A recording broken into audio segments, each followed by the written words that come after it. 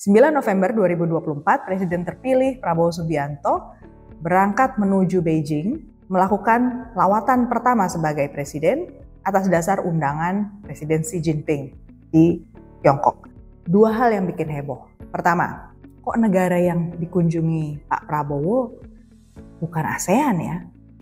Yang kedua, segera sesudah pertemuan tanggal 9 November dengan Xi Jinping, keluar tuh ada joint statement, pernyataan bersama tentang advancing the comprehensive strategic partnership and the China-Indonesia community with a shared future.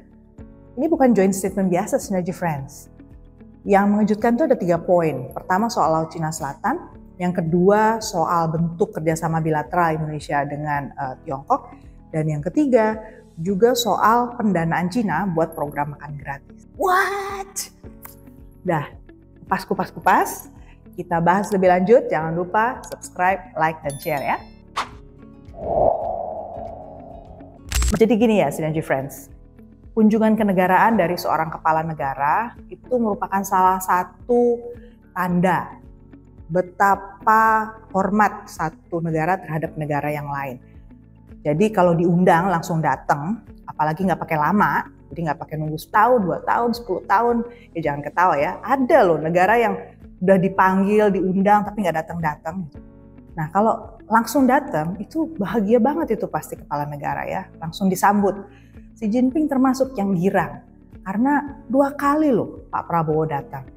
Bulan April, tanggal 1 sampai 2 April 2024, segera sesudah beliau diumumkan sebagai menang pemilu 2024, beliau langsung berangkat tuh. Negara yang pertama dikunjungi adalah Tiongkok. Jumpa juga dengan Xi Jinping. Kemudian 9 November, beliau jumpa lagi dengan Xi Jinping. Memang sih, mau pilih ke negara mana itu bebas. Tergantung dari konteks pada suatu masa. Tetapi, poinnya di sini adalah negara mana yang dikunjungi itu adalah sinyal bahwa negara kita memberi titik berat yang paling penting kepada negara mana. Saya ambil contoh ya beberapa. Presiden Abdurrahman Wahid dilantik 20 Oktober 1999 dan sebulan kemudian di bulan November Gus Dur mengunjungi negara-negara anggota ASEAN, Jepang, Amerika Serikat, Qatar, Kuwait, dan Yordania. Setelah itu di bulan Desembernya dia baru mengunjungi Tiongkok. Presiden Megawati Soekarno Putri dilantik 23 Juli 2021. Sebulan kemudian dia keliling loh ke 9 negara anggota ASEAN di bulan Agustus. Sebulan kemudian, bulan September, dia datang ke Washington DC karena memang waktu itu ada kejadian tragedi 9/11. Presiden SBY Susilo Bambang Yudhoyono pertama-tama berkunjung ke Malaysia. Presiden Joko Widodo waktu periode 1 beliau juga kunjungnya ke Malaysia, Brunei, dan Filipina. Sempat sih ke Tiongkok karena waktu itu ada momen APEC, KTT APEC. Periode kedua Pak Jokowi juga berkunjung ke Malaysia. Jadi sebenarnya ada satu benang merah ya. Rata-rata pemimpin kita, pemimpin Indonesia, kunjungan pertama itu adalah ke negara tetangga. Minimal 1-2 negara ASEAN lah ya. Jadi wajar dong kalau saya kemudian bertanya, Pak Prabowo, Bapak itu menganut China first kah? Lanjut ke substansi pertemuan Prabowo dengan Xi Jinping. Kedua presiden itu kan mengeluarkan satu pernyataan bersama. Saya baca sekali lagi judulnya ya. Judulnya sih nggak ada yang masalah sebenarnya. Kemajuan kemitraan strategis, komprehensif, dan China-Indonesia Community yang masa depannya berbagi. Sepertinya biasa aja, tapi coba kita baca lebih dalam. Karena ada 3 poin yang menurut saya perlu jadi perhatian. Pertama, soal Laut Cina Selatan. Tepatnya di poin 9, paragraf yang kedua.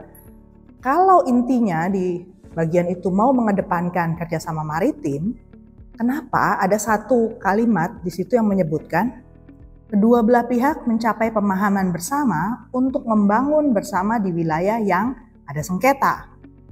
Nah kok ganjil sekali ya? Wilayah mana yang ada sengketa?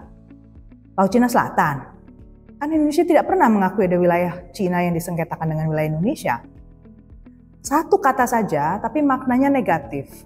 Karena kemudian bisa disalahartikan. ASEAN bisa melihat bahwa kok Indonesia bikin perjanjian sendiri dengan Tiongkok. Padahal biasanya kan selalu ASEAN plus Tiongkok.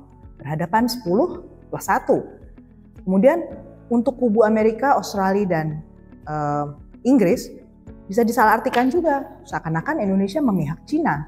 Seharusnya Indonesia kan bebas aktif. Yang kedua, soal peranan Indonesia dengan Tiongkok dalam gerakan Selatan-Selatan, kerjasama Selatan-Selatan.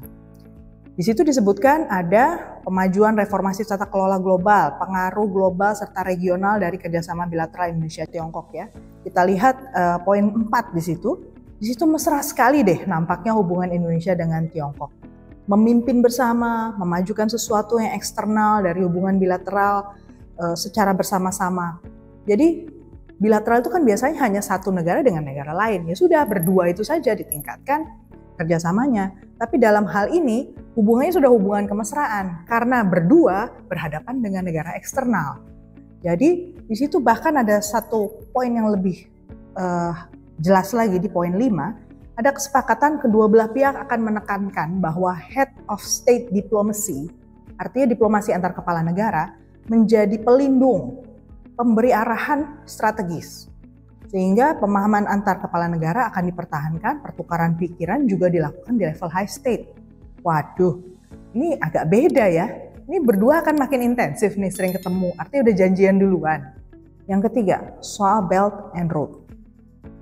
Di dalam joint statement itu disebutkan betapa pentingnya sejumlah kerjasama seperti kereta api cepat, kemudian penggunaan mata uang sendiri, membangun proyek industri seperti di Kalimantan Utara Industrial Park. Kemudian program Pak Prabowo juga dipuji-puji di situ, ada makan gratis, swasembada pangan, swasembada energi, dan Tiongkok dikatakan siap membantu. Paragraf 6 ya, poin 7. Ayolah Pak, transparan lah, berapa sih dan dalam bentuk apa sebenarnya Tiongkok mendanai program-program kita itu?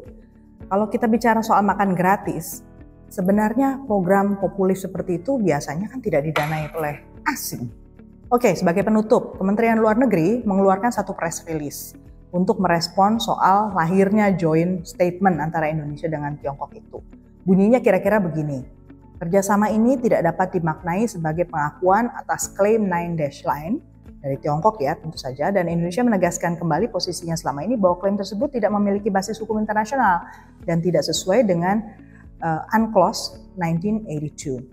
Dengan demikian, kerjasama tersebut tidak berdampak pada kedaulatan, hak berdaulat maupun yurisdiksi Indonesia di Laut Natuna Utara. Oke. Kalau saja dokumen yang dikeluarkan oleh Beijing itu sama statusnya sebagai press release saja, udah impas, udah kelar. Press release dibalas dengan press release. Pertanyaannya, karena ini dokumen resmi yang dikeluarkan oleh Tiongkok, mau nggak Tiongkok menerima penjelasan seperti yang dijelaskan oleh Kementerian Luar Negeri Indonesia? Apa kata kamu? Apa komen kamu? Tulis ya di bawah ini. Sampai kita jumpa di Selasa berikutnya. Terima kasih. Bye.